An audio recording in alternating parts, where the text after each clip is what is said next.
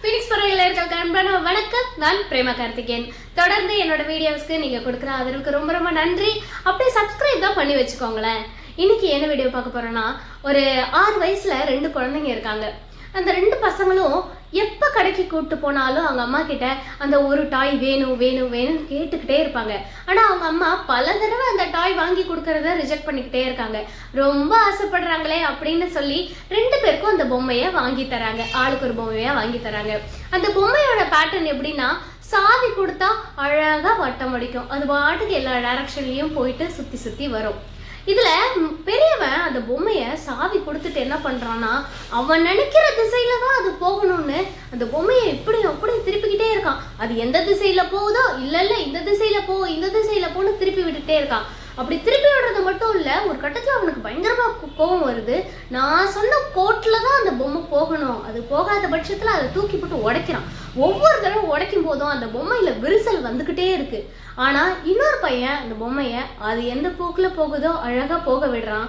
ஏதோ ஒரு படிக்கட்டு வருது, ஒரு பள்ளம் வருது, ஒரு இடையூறு வருது, இங்க போனா அந்த பொம்மை விழுந்துரும், அடிபட்டுரும், அந்த பொம்மை உடஞ்சிரும் அப்படின்னு நினைக்கிற அவன் அப்படியே அழகா திசை திருப்பி விடுறான். அது போற திசையெல்லாம் சுத்தி சுத்தி வந்து அழகா அது கூட விளையாடுறான்.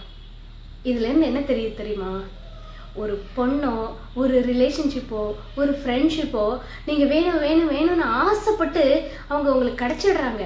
கிடைச்சதுக்கப்புறம் என்ன தெரியுமா பண்ணுறாங்க, நிறைய பேர் கடிவாளம் போட்டுக்கிட்டே இருக்காங்க. நீ இதை பண்ணாத, நீ அதை பண்ணாத, இதை பண்ணால் உனக்கு இப்படி ஆகிடும் அப்படி ஆகிடும்னு ஒவ்வொரு தடவையும்.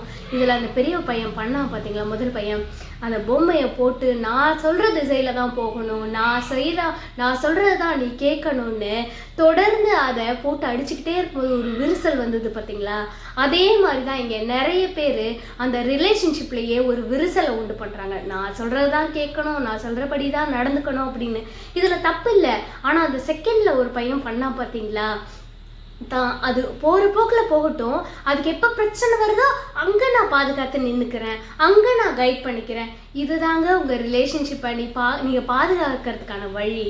இப்படித்தான் நீங்கள் பாதுகாக்கணும். நீங்கள் ஒரே அடியாக கடிவாளம் போட்டிங்கன்னா அது அவங்களால தாங்கிக்கவே முடியாது.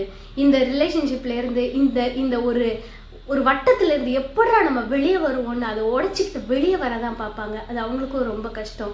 உங்களுக்கு மனசு பிடிச்சவங்கள ரொம்ப ஏங்கி அவங்கள வந்து பாதுகாக்கணும்னு நினச்சவங்கள ஏங்கி இவங்க நமக்கு கிடைச்சிட மாட்டாங்களா அப்படின்னு நினச்சவங்கள நீங்களே கைவிட்டுறாதீங்க, நீங்களே எழுந்துடாதீங்க, அவங்களுக்கு கடிவாளம் போடாதீங்க. லெட் இட் கோ அப்படின்னு விட்டு பாருங்க.